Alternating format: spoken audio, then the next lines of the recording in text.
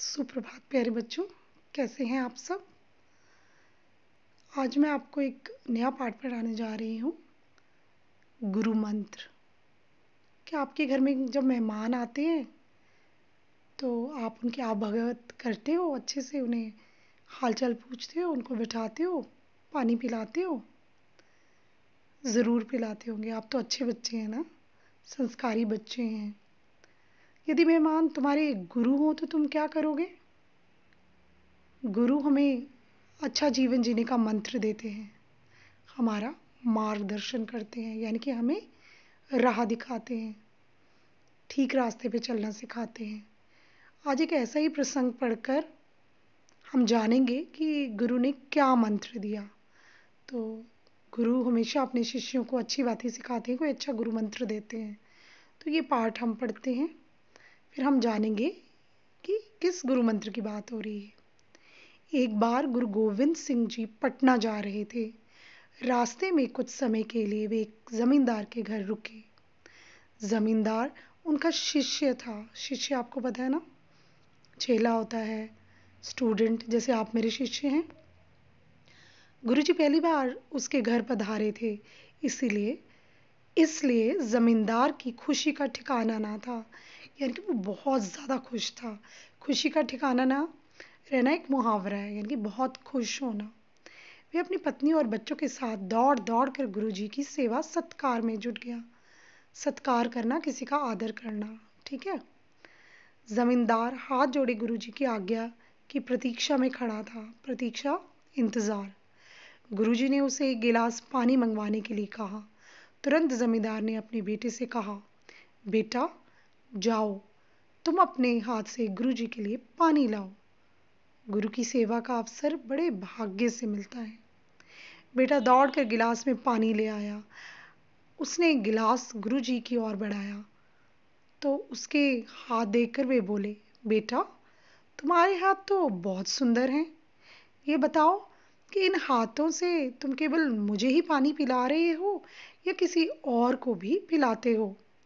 तो उसके हाथ नाजुक होंगे, सुंदर थे, तो उनको देख के ऐसा लग रहा था कि उसने कभी काम ही नहीं किया है कोई।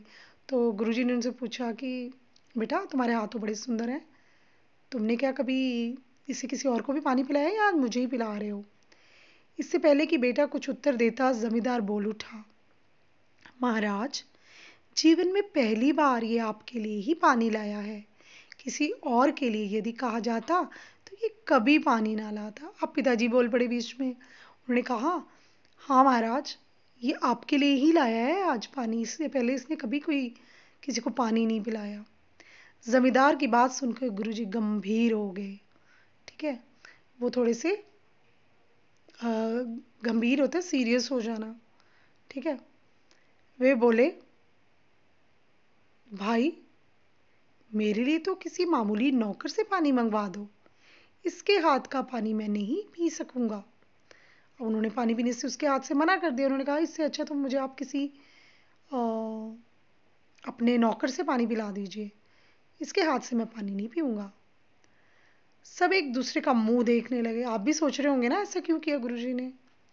जमींदार बड़ी विनम्रता से, यानी कि आदर से, प्यार से बोला, महाराज मेरे बेटे कि आपकी सेवा का एक सुअवसर कहाँ से मिलेगा? बोलते मेरे बेटे को आपकी सेवा करने का ये इतना अच्छा मौका कहाँ से मिलेगा? आप उसके हाथ से पानी पी लेंगे तो वह धन्य हो जाएगा, ठीक है, यानी कि उसका बेड़ा पार हो जाएगा। बेटे ने पानी का गिलास गुरुजी की ओर बढ़ाया, पर गुरुजी ने ग्रहण नहीं किया, यानी कि लिया ही नहीं पानी उन्होंने। वे बोले, तुम्हारे हाथ पवित्र नहीं है, मैं तुम्हारे हाथ का पानी नहीं पी सकता। तो कहते तुम्हारे हाथ पवित्र नहीं है, साफ नहीं है, पवित्र नहीं है, तो मैं तुम्हारे हाथ से पानी नहीं पीऊंगा। लड़का गुरुजी की बात नहीं समझा और बोला, महाराज मैंने तो अच्छी तरह अपने हाथ धोकर पानी लाया हूँ। तो उसने कहा, महाराज मैं तो अच्छी तरह पहले हाथ साफ किए हैं, मैं पवित्र हाथ करके आपके लिए पानी लाया हूँ। गुरु गोविंद सिंह ने उत्तर दिया, बेटा हाथ दूसरों की सेवा करने से पवित्र होते हैं, धोने से नहीं। जब तुम हाथों को सेवा से पवित्र कर लोगे तब मैं अवश्य तुम्हारे हाथ से जल ग्रहण करूंगा। तो देखा आपने बेटा, गुरुजी ने क्या कहा कि पवित्र हाथ से मेरा मतलब ये नहीं है कि हाथ धोइए, हाथ साफ करके आओ। उससे मेरा मतलब ये है एक्सक्यूज मी, उससे मेरा ये तात्पर्य है कि तुम किसी की सेवा करो, अपने हाथों को घसो, यानी कि सेवा कर करके लोगों की।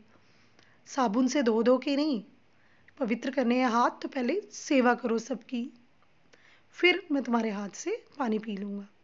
जमींदार के बेटे की आंख भर आई, यानी कि उसकी आंख में आंसू आ गए। उसे गुरु मंत्र मिल गया था। क्या गुरु मंत्र था? उस दिन से उसने जीवन भर दूसरों की सेवा करने का व्रत ले लिया, यानी कि उसको सेवा करने का, दूसरों की सेवा करने का गुरु मंत्र गुरु जी से मिल गया था। तो बच्चों, हाथ साबुन से धोने से पवित्र नहीं होते। उन्हीं हाथों से अगर आप काम करें, किसी की मदद करें, अपने माता पिता की मदद करें, आस पड़ोस में किसी की ज़रूरत है आपकी, उसकी मदद करें, गरीबों की सहायता करें, ठीक है, तो हाथ पवित्र होते हैं। ठीक है, वो तो साबुन से हाथ धोगे तो वो साफ ही होंगे। ठीक है, तो हम कहते हैं ना खाना खाने से पहले कीटाणु साफ करने होते हैं, हाथ धोइए, ये धोइए, तो उससे कीटाणु ही साफ होंगे। लेकिन जो असली पवित्रता है वो दूसरों की सेवा करने से ही मिलेगी। तो उम्मीद करती हूँ कि आपको ये पाठ पसंद आया होगा और शिक्षा आपने ग्रहण की होगी। अभी हम कुछ बातें करते हैं शब्दार्थ और मुहावरे जो इस पाठ में दिए गए हैं उसके बारे में। तो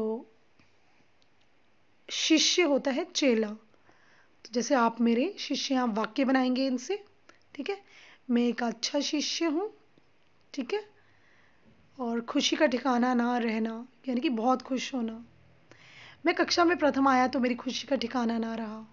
ठीक है, या मेरे पिताजी छुट्टी लेकर घर आए तो उन्हें देखकर मेरी खुशी का कोई ठिकाना ना रहा। कुछ भी आप बना सकते हैं अपनी मर्जी से। सत्कार करना, खातिरदारी करना, हमें अपने अतिथियों का सत्कार करना चाहिए। प्रतीक्षा, प्रतीक्षा का मतलब है इंतज़ार। ठीक है, मैं अपने मित्र की प्रतीक्षा कर रहा हूँ, या मैं अपने परीक्षा फल की प्रतीक्षा कर रहा हूँ। परीक्षा फल होता है रिजल्ट। ठीक है, गंभीर होता है शांत, चुप हो जाता है ना, जब सीरियस होता है कोई तो चुप हो जाता है। तो मेरे पिताजी बहुत गंभीर व्यक्ति हैं, यानी कि शांत रहते हैं, चुप रहते हैं। ठीक है, तो या मुझे एक गंभीर समस्या का सामना करना पड़ा। तो गंभीर एक बहुत सीरियस भी होता है, तो आप इधर गंभीर शांत या चुप है तो आप उसका उस तरह से ही बनाएंगे कि मेरी मेरी मम्मी गंभीर स्वभाव की हैं, कुछ भी लिख सकते हैं हम। ठीक है, विनम्रता होता है शिष्टता, सुशीलता। ठीक है, तो हमें दूसरों के साथ विनम्रता से बात करनी चाहिए, यानी कि प्यार से, डिसिप्लिन में रह के। धन्य होता है बड़ाई के योग्य, जिसकी तारीफ की जाए। तो मैं गुरुजी के दर्शन कर कर धन्य हो गया। ठीक है, तो ग्रहण, स्वीकार करना, मैंने उसके हाथों से भोजन ग्रहण किया, मैंने उसके हाथों से जल ग्रहण किया। कुछ भी आप लिखें। आंखें भर आना, आंसू आ जाना। ठीक है, अपनी माता जी को मेहनत करते देख मेरी आंखों में पानी भर आया, या एक गरीब व्यक्ति को देखकर मेरी आंखें भर आईं। व्रत, संकल्प लेना, दृढ़ निश्चय करना, कोई फैसला लेना। तो मैंने ये व्रत लिया है कि मैं सदा सत्य बोलूँगा, या मैंने कठिन परिश्रम करने का व्रत लिया है।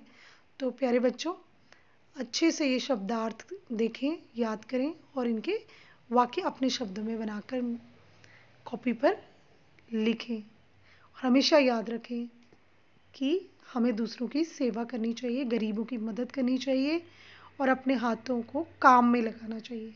ठीक है, धन्यवाद।